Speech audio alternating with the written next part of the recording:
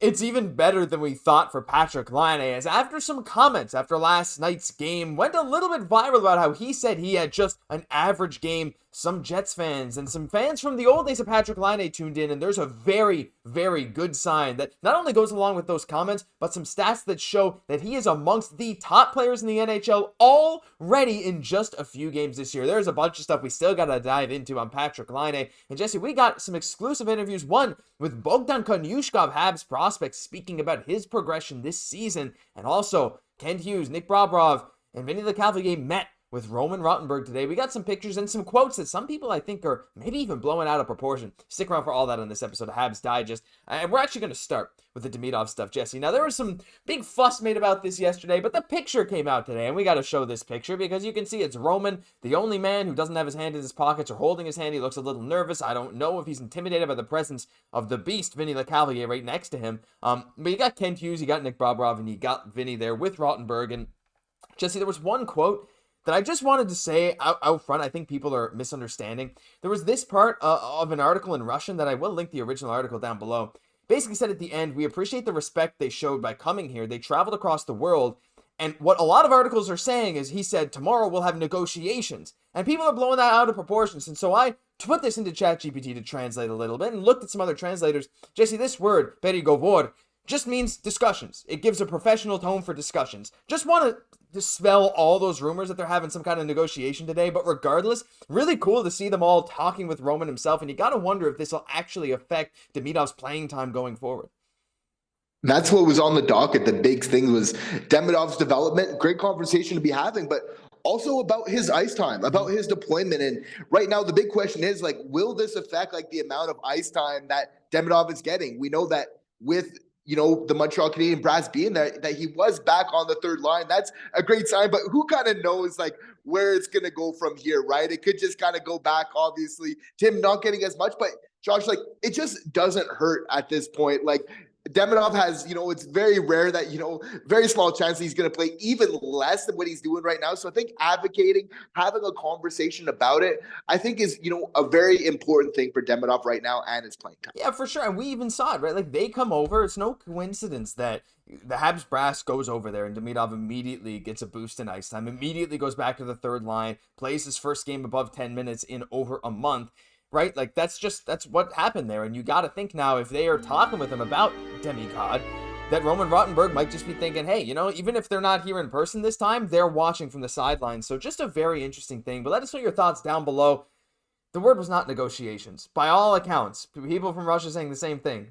Don't take that word seriously. More just discussion. So, but you know what, Jesse? Maybe we will see a big suitcase coming through airport security in Russia with not going to be enough stuff in it. Who knows? But let's move on to the next topic of this video. And I want to talk a bit about our boy, Bogdan Konyushkov. Yes, this is a real picture of him. We haven't talked about him in a little while, Jesse, but he had an exclusive interview recently. I'm going to put this full screen.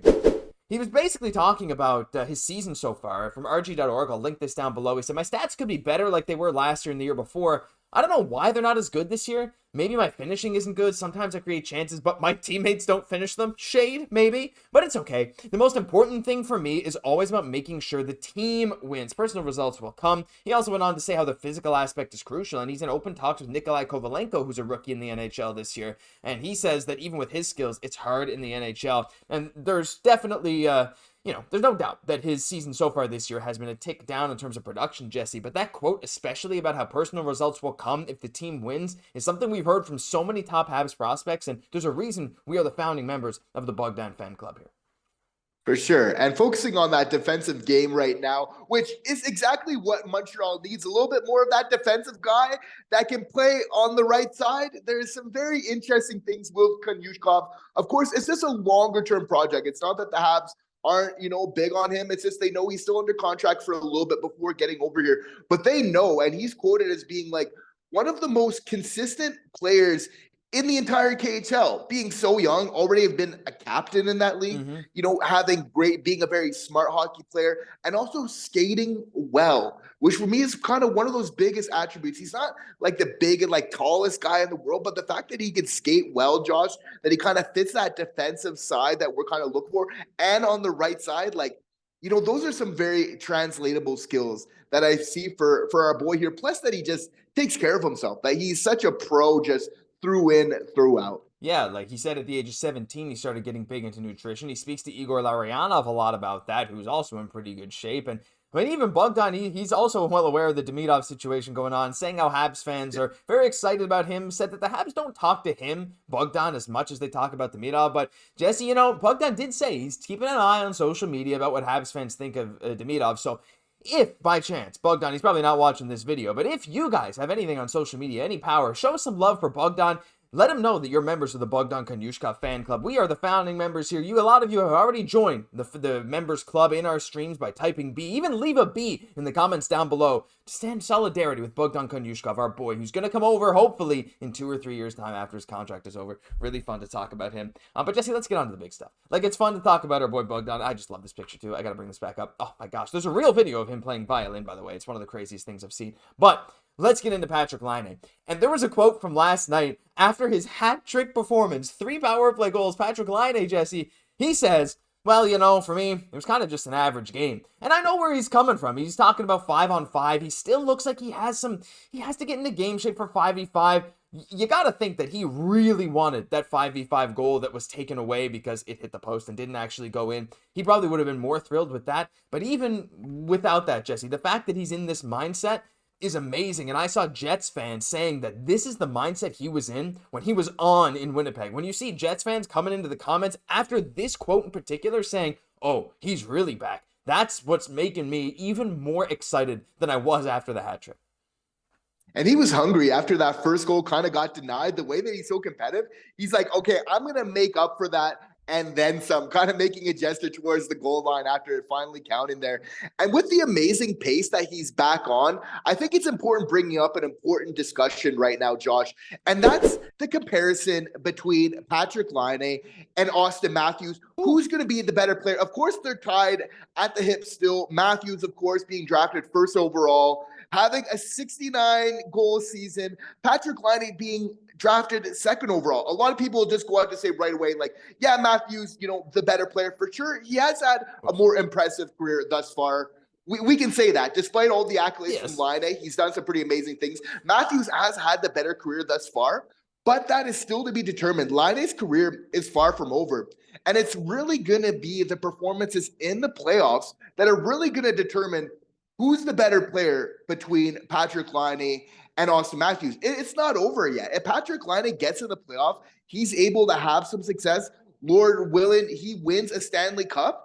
That's going to skew the conversation. A lot of people will think as a result of that, if he's able to achieve that, which still a far way away, but that just to say that this conversation is still open. He knows it. I think a lot of our fans know it as well. Don't at me, Leafs Digest. Just saying, we got a boy that's coming for you, and he's looking to make a mark where it really matters. Oh, he's got a fire lit under him right now. And when he's in this mindset to get a hat trick, he's like, I can be better, And I know he's out here saying, my therapist told me to have positive affirmations. He goes out, gets a 3-goal game, and is like, I wasn't good enough. It's just like, regardless, it's unreal. But yeah, Auston Matthews obviously has been amazing. He's a Selke finalist a lot of the time, has a Hart Trophy, 69-goal season.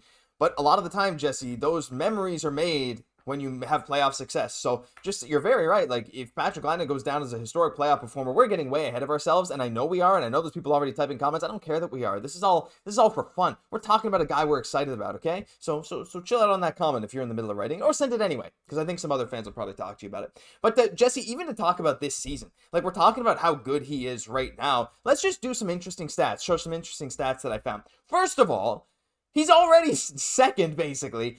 I guess third, technically, because he's behind Batherson and Xhekaj in power play goals at home this season. He has played 6 games at home. Batherson and Xhekaj have each played 17 games at home, and they each have 7 power play goals. Patrik Laine has 6 goals on the season, all 6 at home, all 6 on the power play. That is insanity that he has this. Look at this list. And also, I know I'm cherry picking here, but of all players who have played at least 5 games this year, I know Laine has only played the 7, he has the highest goals per game total. Honestly, this is more of a like, holy crap, Braden point stat than it is anything else, and also Ovechkin, even Draisaitl and Kaprizov. But The fact that Laine's there, Jesse, 6 goals in 7 games, 0.86 goals per games played. He's number 1 on this list for now. Like, this dude is already showing, like, we talk about top 5 shot in the NHL. This guy, it's a small sample, but he seems to really be in the right mindset to go out there and get a 30, 35 goal season. I mean, if he stayed at this pace right now, 6 goals in 7 games, it's 0.86, which is, let's be honest, probably unsustainable. You never really know, but if he did this the rest of the season, if he were to play all 58 games possible as he missed 24, he would score 49 goals, I think is what the math works out to. So, like, this guy could very well have a 30 to 40 goal season this year in a injury-shortened year, and I think that could be huge for getting him back on track even for next season and potentially beyond if Montreal wants to bring him back.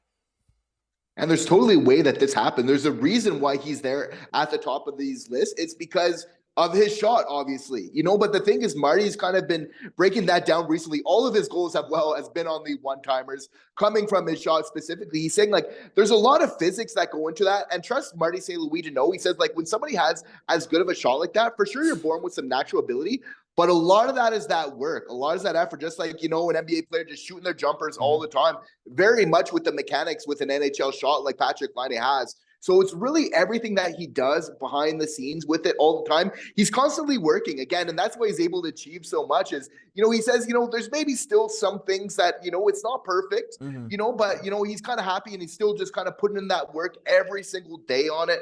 All the same, absolutely lethal right now. As long as he has that ability, that shot, again, kind of learn from Alex Ovechkin. You'll see some similarities there with the one-timer, that same type of spot. That's what we learned from watching tons of footage, obviously putting the work in the gym. And that's why that I absolutely believe that Patrik Laine can continue to be that amazing goal scorer for the Montreal Canadiens. The basis of all this, obviously, his shot. Yep, for sure. I mean, there's a lot of similarities to prime Ovechkin, prime Stamkos here. I'm not saying he's like necessarily as good as those players, but in terms of just the pure one-time ability, I think you can put him right up there. Like, there's no doubt, right? Those times where what's crazy to me is that every single goal, the defense has time to get set, the goalie has time to get set, and it just doesn't matter. You feel helpless, like you did with a prime Ovi, or even still today with Ovi and Stamkos, like those kind of guys who can let those rip from the left side. Same thing as like Draisaitl near the goal line. You know what he's going to do. You know where he's going to put it. You just can't stop it. And that kind of thing is so lethal in the NHL. It's unbelievable to watch what he's been doing. But guys, let us know down below, what are your thoughts on Patrik Laine so far? And